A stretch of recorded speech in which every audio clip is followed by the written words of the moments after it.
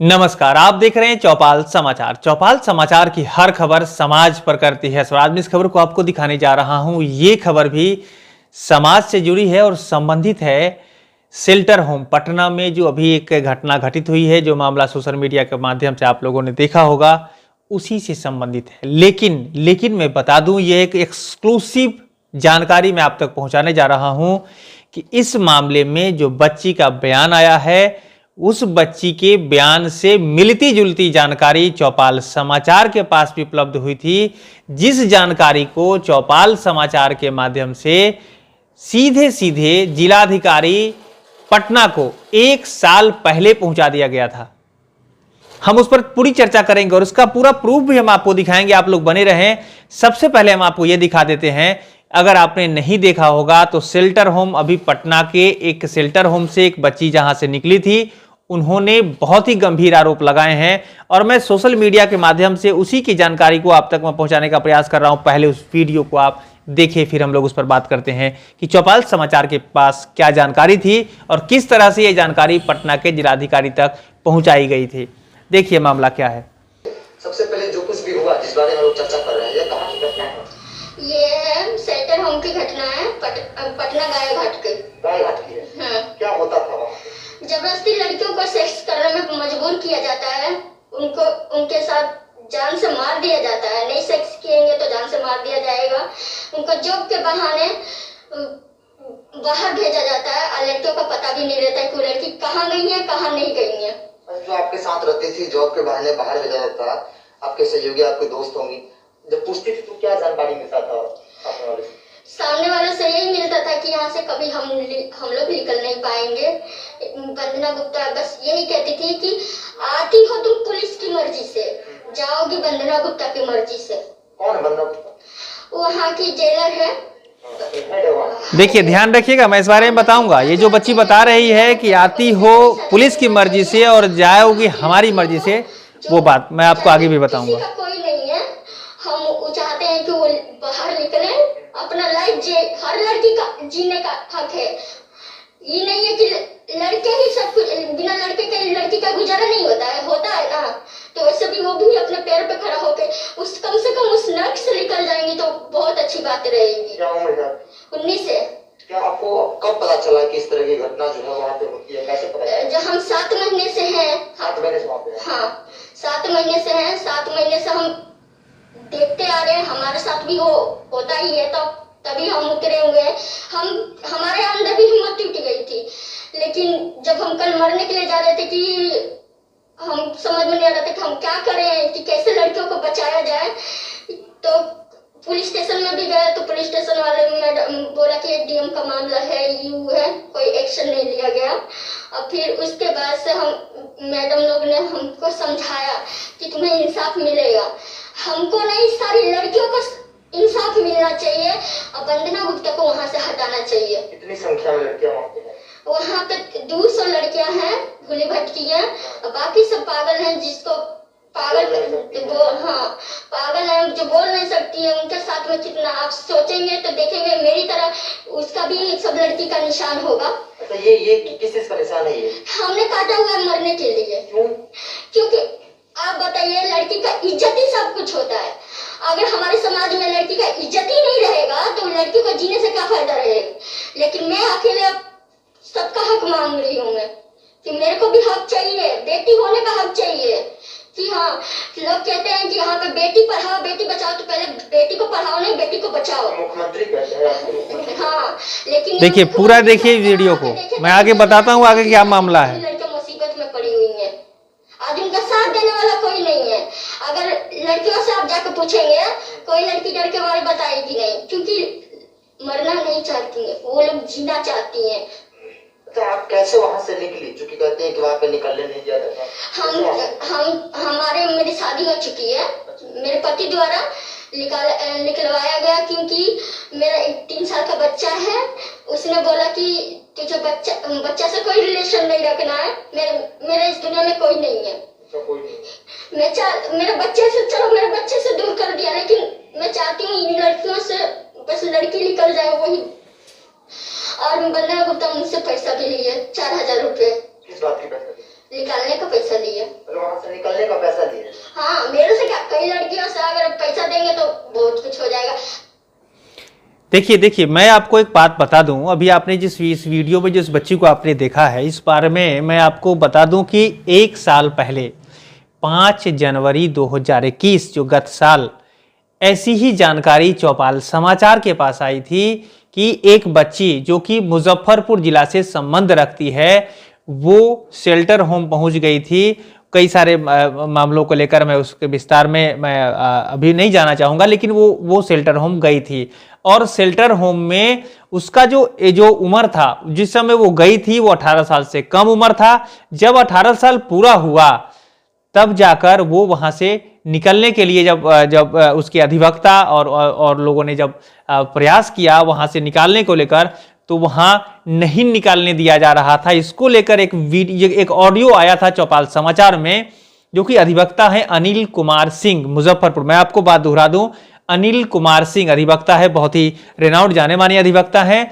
उन्होंने चौपाल समाचार को संपर्क किया था कि इस तरह की समस्या है, और चौपाल समाचार हमने इस ऑडियो को सीधे सीधे जिलाधिकारी मुजफ्फरपुर से, जो उस समय में ट्रांसफर होकर गए थे, डॉक्टर चंद्रशेखर सिंह, जो भी वर्तमान में भी हैं, उनके नंबर पर ट्रांसफर किया था मैंने कि इस तरह की समस्या है। मैं आपको स्क्रीनशॉट पे आपको मैं दिखा देता हूं। सबसे पहले देखिए,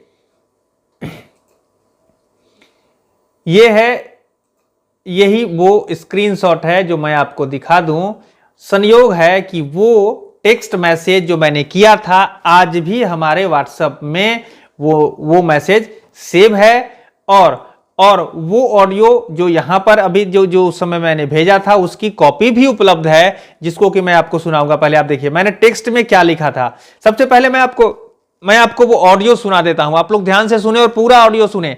हमको ऐसा लग रहा है कि जो ये बच्ची बात बता रही है, कहीं ना कहीं उसमें सत्यता है, और इसकी पुख्ता जानकारी के लिए ऐसी बच्चियों को पता किया जाए जो बच्ची वहां से निकलकर बाहर आई है। क्योंकि हो सकता है कि ऐसी बच्ची जो वर्तमान में अभी उस शेल्टर होम में हो, वो डर के मारे वो सारी जानकारी उपलब्ध नहीं करा पाएगी, लेकिन जो निकल गई है, जिसको डर खत्म हो गया है, वो संभावना है कि सही जानकारी दे पाए। तो इस तरह की जो बच्चियां हैं, उनसे भी जानकारी प्राप्त करना जरूरी है, और जब जानकारी प्राप्त कर सही से जांच हो जाएगी, तो निश्चित ही इस तरह की समस्या, हमको ऐसा लग रहा है, अनुमान है कि इस तरह की समस्या का जो है भंडाफोड़ हो जाएगा। तो मैं सबसे पहले आपको ऑडियो सुनाता हूं। मैं पुनः वो ऑडियो मैंने फिर से जिलाधिकारी को वो ऑडियो फिर से मैंने भेजा है। जो नंबर यहां पर डिस्प्ले कर रहा है, नंबर है 9473191198। देखिए ये ऑडियो है जो कि मैं आपको सुनाना चाहूंगा। ये यहां पर ये ऑडियो देखिए। हाँ सर देखिए ना, मम्मी जी क्या बोल रही है कि तुम लिख दो कि हम अभी नहीं जाएंगे, हम जब जाना चाहते हो अब जाएंगे। ऐसा थोड़े है, वो नहीं लिखना है वो सब चीज। बोल रही है जबरदस्ती लिखने के लिए। नहीं नहीं नहीं नहीं तो बोली तुम्हारे मम्मी पापा आया हुआ है, हम नहीं छोड़ेंगे अभी। क्या है? बोले कुछ कर देगी तब, मार देगी तब, तो लिखो सिग्नेचर। ना ना ना ना, लिखो यहाँ, वो सब नहीं लिखना लिखो है। कि हम अभी नहीं जाएंगे, हम लोग गेट पर हैं। अभी नहीं जाएंगे, और जब हम अभी नहीं जाना चाहते हैं कभी जाएंगे, अभी नहीं जाएंगे। हम लोग गेट पर हैं, वैसा नहीं लिखना है। दबाव में नहीं लिखवा सकते हैं ना, हम लोग गेट पर हैं। वो बोल रही है कि लिखो, नहीं तो 2-3 साल लेना पड़ जाएगा। नहीं कोई बात नहीं है, नहीं लिखना है, ठीक है? कौन बोला? नहीं तो हम नहीं रिलीज कर, हम नहीं। कौन बोला लिखने के लिए? कौन बोला लिखने के लिए आपको? मम्मी जी। क्या बोल रही हैं? सुपरटेंडर है यहाँ का, जो सुपरिटेंडेंट वंदना। हाँ वंदना। तो क्या बोल रही हैं?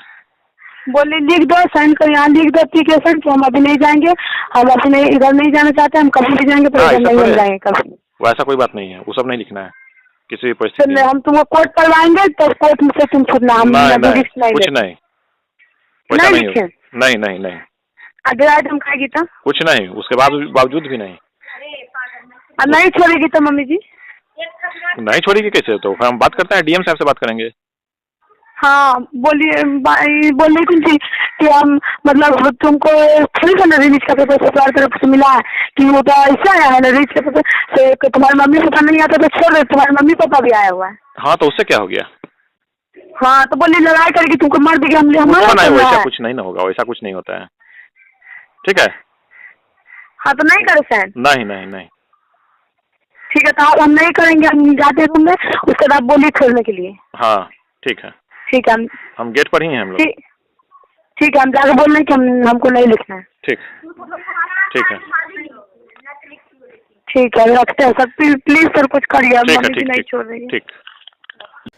तो आपने सुना कि ये बच्ची उसी शेल्टर होम से कॉल कर रही है। उस शेल्टर होम से मोबाइल के माध्यम से अधिवक्ता अनिल कुमार सिंह जी के यहाँ बच्ची ने कॉल किया और उस समय संयोग से अधिवक्ता अनिल कुमार सिंह शेल्टर होम के बाहर थे, जिन्होंने प्रयास किया बच्ची को बाहर निकालने के लिए, लेकिन तब भी उस समय बच्ची को नहीं छोड़ा गया और बाद में जाकर बच्ची को छोड़ा गया।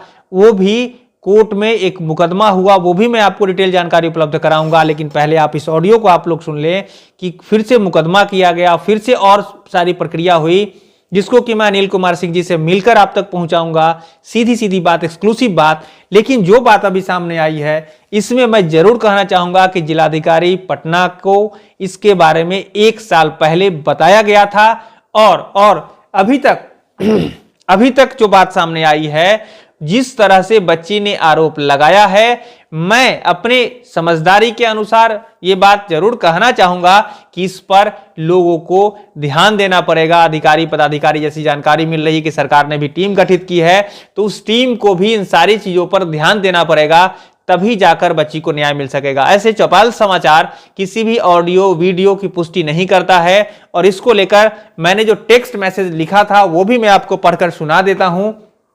इसमें हमने साफ साफ शब्दों में लिख दिया हुआ था कि देख, इसमें मैंने लिखा था टेक्स्ट में, आप स्क्रीन पर देख सकते हैं, नववर्ष की हार्दिक शुभकामनाएं। चूंकि उस समय जिलाधिकारी मुजफ्फरपुर से ट्रांसफर होकर वो पटना गए थे, तो हमने जो जहां पर जो जिस तरह से वो बेहतर काम कर रहे थे, उसी तरह हमें पटना में जैसी जानकारी थी वो करेंगे। हमने वही फॉर्मल तरीका अख्तियार करते हुए मैंने वो सूचना लिखी थी कि नववर्ष की हार्दिक शुभकामनाएं महोदय। उपरोक्त ऑडियो बालिका सुधार गृह गायाघाट पटना से संबंधित है।